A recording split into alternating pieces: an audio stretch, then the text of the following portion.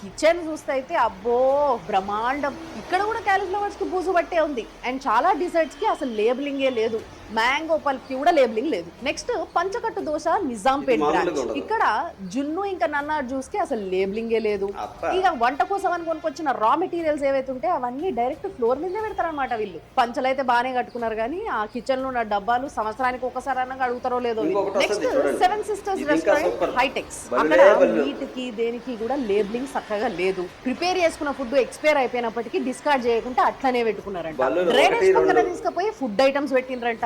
And ఇంకో పెద్ద అద్భుతం ఏంటంటే ఇలా స్టోర్ రూమ్ లా బల్లి మలం కనబడుతుందంట. అంటే బల్లులు విపరీతంగా తిరిగేస్తున్నాయి అన్నట్టు. సో నిజంగానే ప్రతి రెస్టారెంట్ కిచెన్ లా మంచి సీసీటీవీ కెమెరాలు పెట్టి దాని లైవ్ స్ట్రీమింగ్ డైనింగ్ ఏరియాలో ఒక పెద్ద టీవీ పెట్టి ప్రొజెక్టర్ వేసి అక్కడ చూపించేటట్టయితేనే బయట తినే పరిస్థితులు ఉన్నాయి. లేదంటే ఈ పరిస్థితులు మారేటట్టు కనిపిస్తలేవు.